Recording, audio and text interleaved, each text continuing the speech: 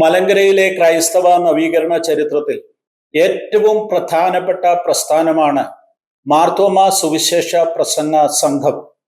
1888 ചെങ്ങന്നൂരിനടുത്ത് കല്ലിശ്ശേരിയിലെ കടവിൽ മാളികയിൽ 11 പിതാക്കന്മാർ ഒന്നിച്ച് പ്രാർത്ഥിച്ച് ഏറ്റെടുത്ത ദൈവിക നിയോഗപ്രകാരം ആരംഭിച്ച ഈ പ്രസ്ഥാനമാണ് ചരിത്രപ്രസിദ്ധമായ മാരാമൺ കൺവെൻഷന് തുടക്കം കുറിക്കുന്നത്. മാരാമൺ കൺവെൻഷൻ ഏഷ്യയിലെ ഏറ്റവും വലിയ ക്രിസ്തീയ സംഗമമാണ്. കഴിഞ്ഞ 130 വർഷമായിട്ട് തുടർമാനമായി അത് നടന്നു വരുന്നു. മലങ്കരയുടെ ആത്മീയ ചരിത്രത്തെ മാറ്റിമറിച്ച ഒരാത്മീയ മുന്നേറ്റത്തിന് തുടക്കമായി മാറിയ ഈ കടവിൽ മാളികയ്ക്ക് വലിയ ചരിത്രം പറയുവാനുണ്ട്.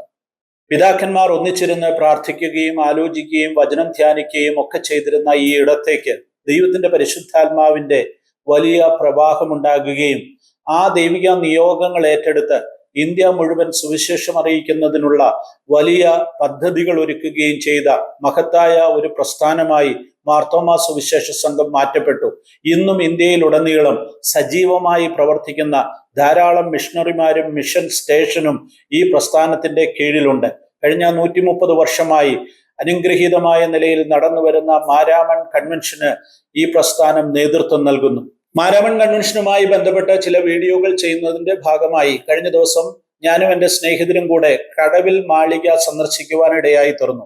കടവിൽ മാളികയുടെ ചരിത്രവും അതിൻ്റെ പൗരാണികത്വവും ഒക്കെ വളരെ ആകർഷകമാണ്. എന്നാൽ അതിനേക്കാട്ടിൽ ഏറ്റവും പ്രധാനപ്പെട്ട കാര്യം ആ കടവിൽ മാളികയിൽ പ്രാർത്ഥിച്ച് അനുഗ്രഹം പ്രാപിച്ച, നിയോഗം പ്രാപിച്ച, പരിശുദ്ധാത്മാവിന്റെ ശക്തിയെ ഏറ്റെടുത്ത പിതാക്കന്മാരുടെ അനുഭവങ്ങളാണ്.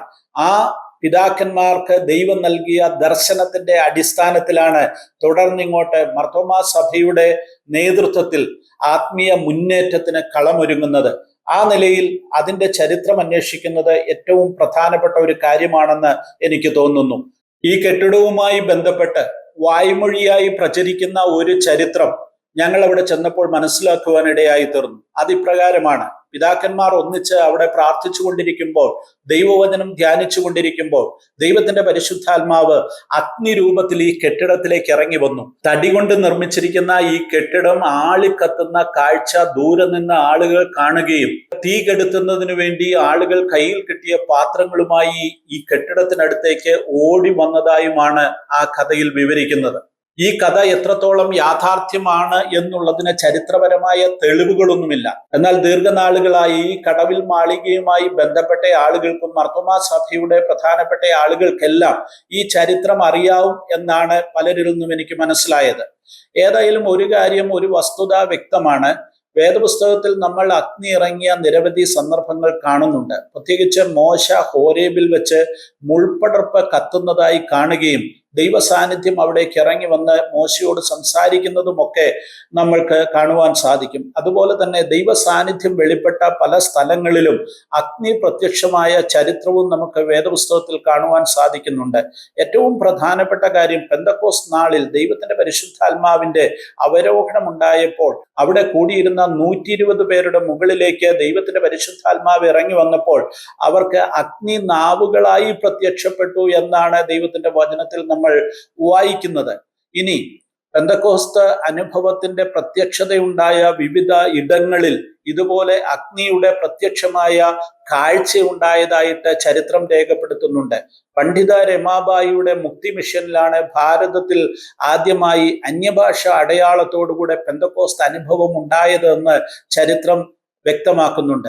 ആ പെന്തക്കോസ്ത് അനുഭവം അവിടെ ഉണ്ടായപ്പോൾ വലിയ അഗ്നിബാധ ഉണ്ടായതായി അവിടെ ആളുകൾ കാണുകയും ഓടിക്കൂടുകയും ഒക്കെ ചെയ്തത് ചരിത്രത്തിൽ നമുക്ക് വായിക്കുവാൻ സാധിക്കും. ഇങ്ങനെ നിരവധി സന്ദർഭങ്ങളിൽ ദൈവത്തിന്റെ പരിശുദ്ധാത്മാവിന്റെ പ്രത്യക്ഷത അഗ്നിയുടെ സാന്നിധ്യത്തോടുകൂടെ അതുപോലെയുള്ള കാഴ്ചകളോടെ സംഭവിച്ചതായി നിരവധിയായ ചരിത്രരേഖകളുണ്ട്. ഏതായാലും ഇവിടെ കടവിൽ മാളികയിൽ ഈ കേരളത്തിന്റെ മലങ്കരയുടെ ആത്മീയ സാഹചര്യങ്ങൾക്ക് മാറ്റം വരുത്തുന്ന വലിയ ഒരു ഉണർവിന് മുഖാന്തരമായി മാറിയ ഒരു പ്രസ്ഥാനത്തിന്റെ ആരംഭ കാലഘട്ടങ്ങളിൽ അവർ ഒന്നിച്ചിരുന്ന് പ്രാർത്ഥിച്ചപ്പോൾ അവരിൽ വ്യാപരിച്ച ദൈവത്തിന്റെ പരിശുദ്ധാത്മാവിന്റെ ശക്തി പുറത്തുള്ളവർക്ക് ആ കെട്ടിടം മുഴുവൻ അഗ്നി കത്തുന്നതായി തോന്നത്തക്ക നിലയിൽ പ്രത്യക്ഷമായി എന്നുള്ളത് ഏറ്റവും പ്രധാനപ്പെട്ട ഒരു കാര്യമാണ്. ഇതിനെക്കുറിച്ച് ഇപ്പോൾ ഈ കെട്ടിടത്തിന്റെ കസ്റ്റോഡിയൻ ആയിരിക്കുന്ന സുവിശേഷ സംഘത്തിന്റെ ഉപദേശിമാരിൽ ഒരാളായിരിക്കുന്ന ശ്രീ ജെയിംസ് വർഗീസ് ഞങ്ങളോട് വിവരിക്കുന്നു. ആ കൂട്ടത്തിൽ അഗ്നി ഇറങ്ങിയ ഈ കഥയും അദ്ദേഹം പറയുന്നുണ്ട്. കേൾക്കുക. എൻ്റെ പേര് ജെയിംസ് വർഗീസ്. എൻ്റെ സ്വന്തം സ്ഥലം വെണ്ണിക്കുളം. ഞങ്ങൾ കഴിഞ്ഞ 30 വർഷക്കാലം കർണാടകയിൽ മാർത്തോമാ സുവിശേഷ പ്രസംഗ സംഘത്തിൻ്റെ സുവിശേഷകരായി വേല ചെയ്തു. ഇപ്പോൾ 4 വർഷമായിട്ട് കടവിൽ മാളികയിലെ ചുമതല വഹിക്കുന്നു. ഞങ്ങൾ കുടുംബമായി ഇവിടെ താമസിക്കുന്നു. ഈ കടവിൽ മാളികയെക്കുറിച്ച് പറയുന്നതിൽ വളരെ സന്തോഷമുണ്ട്. 1888 സെപ്റ്റംബർ മാസം 5-ാം തീയതി മുതലാണ് ഇത് മാർത്തോമാ സഭയുടെ ചരിത്രത്തിന്റെ ഭാഗമായി മാറുന്നത്. എന്നാൽ അതിനും വർഷങ്ങൾക്ക് മുമ്പ് കല്ലിശ്ശേരി കനാനായ പള്ളിയുടെ പള്ളി മേടയായിട്ട് ഇത് പണിതു. അവിടുത്തെ വികാരി, അന്നത്തെ ആ സമയത്തെ വികാരി അച്ഛനായിരുന്ന ചെമ്പകശ്ശേരിൽ എബ്രഹാം അച്ഛൻ്റെ താമസ സ്ഥലമായിരുന്നു ഈ പള്ളിമേട. ഈ സ്ഥലത്തിന് മറ്റൊരു പേര് കൂടിയുള്ളത് കടവിൽ കുളിപ്പുര മാളിക എന്നു പേരുണ്ട്. പള്ളിക്കടവെന്നാണ് ഈ കടവിനെ അറിയപ്പെടുന്നത്. ഇങ്ങനെ എല്ലാ രീതിയിലും ഈ കനാനായ പള്ളിയുടെ ആരാധന ചരിത്രവുമായിട്ട് വളരെ ഏറെ ബന്ധമുണ്ടായിരുന്നതാണ് ഈ കടവിൽ മാളിക. അപ്പോൾ ഈ കനാനായ പള്ളിയുടെ പള്ളിമേട അല്ലെങ്കിൽ പാസ്നേജ് മാർത്തോമാ സഭയുടെ ചരിത്രത്തിന്റെ ഭാഗമായി എങ്ങനെയായി എന്നുള്ളതാണ് ഇവിടുത്തെ വിഷയം. അത് 1880 കാലഘട്ടങ്ങളിൽ CMS മിഷണറിമാര് മധ്യ തിരുവിതാംകൂറിൽ പ്രവർത്തനം ആരംഭിച്ചു. അതിൽ പ്രധാനിയായിരുന്ന ബാറിംഗ് ഗോൾഡ് സാഹിബ്, അദ്ദേഹത്തിന്റെ പ്രസംഗ വിഷയമായിരുന്നു അറിഞ്ഞ കർത്താവിനെ പങ്കുവെക്കണമെന്നുള്ളത്. ആ പ്രസംഗം ഇവിടുത്തെ വികാരിയായിരുന്ന ചെമ്പകശ്ശേരിൽ എബ്രഹാം അച്ഛൻ കേൾക്കുകയുണ്ടായി. അദ്ദേഹം തന്റെ സുഹൃത്തായ വാലുചിറയിൽ അവറാച്ചൻ ഉപദേശിയോട് അത് പങ്കുവെച്ചു. അങ്ങനെ ഒരു ആത്മീയ നേതൃത്വം ഇവിടെ ഉണ്ടായി. അച്ഛന്റെ നേതൃത്വത്തിൽ അവർ ഒരുമിച്ച് ഈ മാളികയിൽ കൂടി പ്രാർത്ഥിക്കുക പതിവായിരുന്നു. അങ്ങനെ ആ പ്രാർത്ഥിച്ച അവരുടെ മനസ്സിൽ ദൈവാത്മാവ് പ്രേരിപ്പിച്ച ഒരു ആഗ്രഹമായിരുന്നു അറിഞ്ഞ കർത്താവിനെ പങ്കുവെക്കണം, എങ്ങനെയാണ്, അത് എവിടെയാണ് എന്നുള്ള ഒരാഗ്രഹം, ആശയം അവരുടെ മനസ്സിൽ ഉണ്ടായി. അപ്പോൾ അങ്ങനെ ചെമ്പകശ്ശേരിൽ എബ്രഹാം അച്ഛൻ അതിനുവേണ്ടി ഒരു കമ്മിറ്റി ഉണ്ടാക്കി. ഇവിടെ അവർ പ്രാർത്ഥിക്കുന്നു. അതിനുവേണ്ടി ഒരു കമ്മിറ്റി മീറ്റിംഗ് സെപ്റ്റംബർ മാസം 5-ാം തീയതി തിരുവോണ ദിവസം 1888 വർഷം ഇവിടെ മീറ്റിംഗ് ക്രമീകരിച്ചു. അതിൽ 32 പേർക്ക് കത്തയച്ചു. അതിൽ 11 പേര് ഇവിടെ വരികയുണ്ടായി. എന്നാൽ ഈ ആരാധനയുമായിട്ട് ബന്ധപ്പെട്ട് അച്ഛന് വരാൻ സമ്മതിക്കാൻ സാധ്യമല്ലാതിരുന്നത് കൊണ്ട് അച്ഛൻ അത് അന്ന് ചെങ്ങന്നൂർ പഴയ സുറിയാനി പള്ളിയുടെ വികാരിയായിരുന്ന കൊട്ടാരത്തിൽ തോമസ് കശീശായെ ആ മീറ്റിംഗിന്റെ ചുമതല ഏൽപ്പിച്ചു. അങ്ങനെ കൊട്ടാരത്തിൽ തോമസ് കശീശായുടെ നേതൃത്വത്തിൽ 11 ആത്മാരെ ഒരുമിച്ച് പ്രാർത്ഥിച്ച് ആരംഭിച്ച പ്രസ്ഥാനമാണ് മലങ്കര മാർത്തോമാ സുറിയാനി സുവിശേഷ പ്രസംഗ സംഘം. ഇന്നേക്ക് 136-ാം വർഷത്തിലേക്ക് അത് സഞ്ചരിച്ചുകൊണ്ടിരിക്കുകയാണ്. അപ്പോൾ അങ്ങനെ കടവിൽ മാളികയിൽ അത് ആരംഭിച്ചു. അപ്പോൾ അവരുടെ മനസ്സിൽ വീണ്ടും ആഗ്രഹം, ഇത് എവിടെയാണ് തുടങ്ങേണ്ടത് എന്നുള്ള ആഗ്രഹം അവർ പ്രാർത്ഥിച്ചു. അവരുടെ മനസ്സിൽ ഉരുത്തിരിഞ്ഞ ആശയമാണ് തൊട്ടടുത്തുള്ള ഓതറ എന്ന് പറയുന്ന സ്ഥലത്തെ ചൂളക്കുന്ന് എന്ന് പറയുന്ന ഗ്രാമത്തിൽ ആദ്യത്തെ പ്രവർത്തനം ആരംഭിച്ചു. അങ്ങനെ ചൂളക്കുന്നിൽ ആരംഭിച്ച പ്രവർത്തനം ഇന്ന് കന്യാകുമാരി മുതൽ ജമ്മു കാശ്മീർ വരെ ഭാരതത്തിന്റെ 2700-ലധികം ഗ്രാമങ്ങളിൽ കർത്താവിന്റെ വേല ഇന്നും അനസ്യൂതം നടക്കുന്നു എന്ന് പറയുന്നതിൽ അഭിമാനമുണ്ട്. ഇന്ന് ഭാരതത്തിൽ ഉടനീളം ഗ്രാമാന്തരങ്ങളിൽ നമ്മുടെ സഹോദരന്മാര് അവിടെ പോയി താമസിച്ച് മിഷണറി അച്ഛന്മാരും മിഷണറി സുവിശേഷകരും ഈ പ്രവർത്തനത്തിൽ പങ്കാളികളാകുന്നുണ്ട്. അങ്ങനെ കല്ലിശ്ശേരി കടവിൽ മാളിക ഈ സുവിശേഷ പ്രവർത്തനത്തിന്റെ അല്ലെങ്കിൽ സുവിശേഷ പ്രസംഗ സംഘത്തിന്റെ ജന്മഗൃഹമായി മാറി.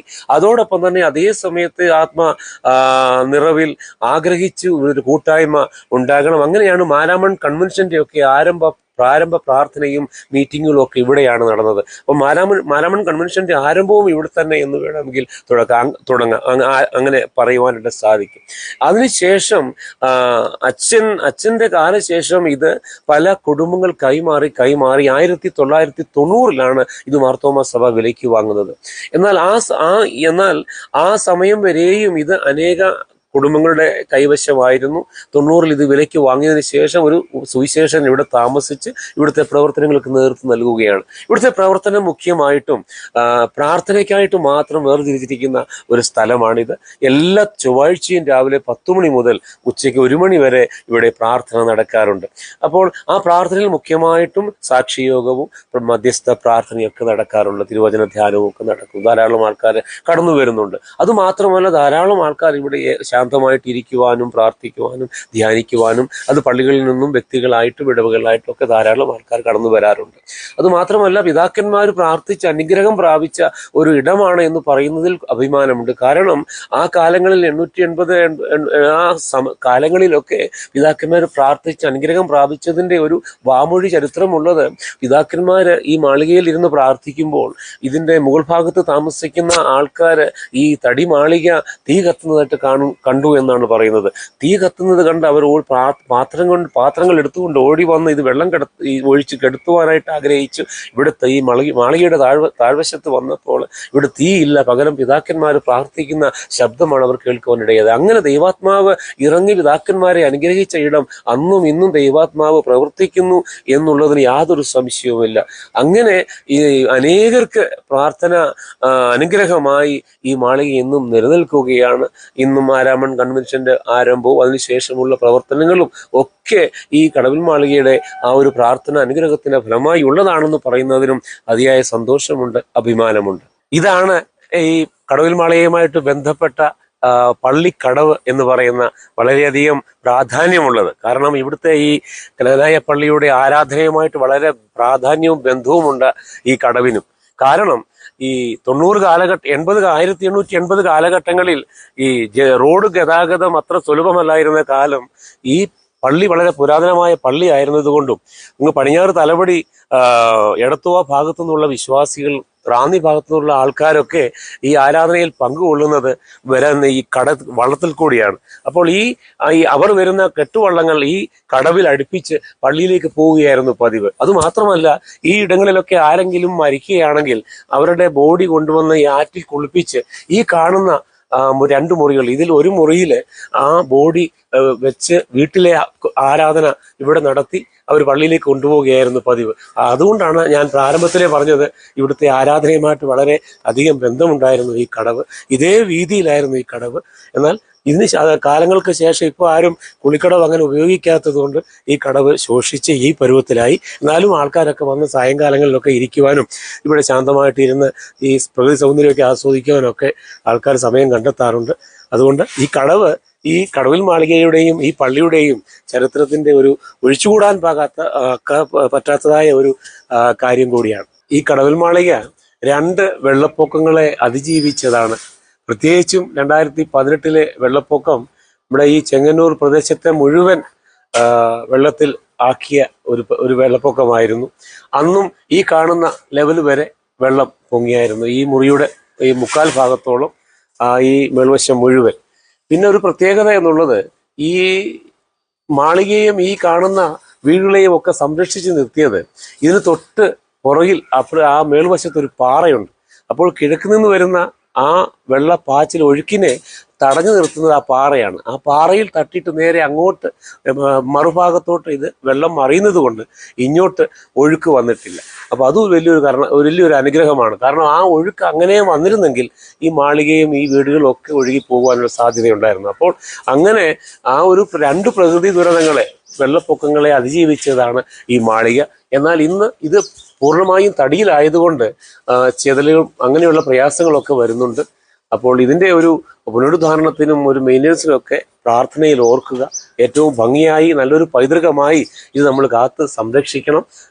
അങ്ങനെ ആയിത്തീരുവാൻ നമ്മെ എല്ലാവരെയും ദൈവം ഇടയാക്കട്ടെ എന്ന് ആത്മാർത്ഥമായിട്ട് പ്രാർത്ഥിക്കുന്നു. ഈ കൂട്ടായ്മകളും ഈ രീതികളൊക്കെ അതിനുവേണ്ടി നമ്മെ നയിക്കുന്നതാകട്ടെ എന്ന് ആത്മാർത്ഥമായിട്ട് ആശംസിക്കുന്നു. ദൈവം നമ്മളെല്ലാവരെയും അനുഗ്രഹിക്കട്ടെ.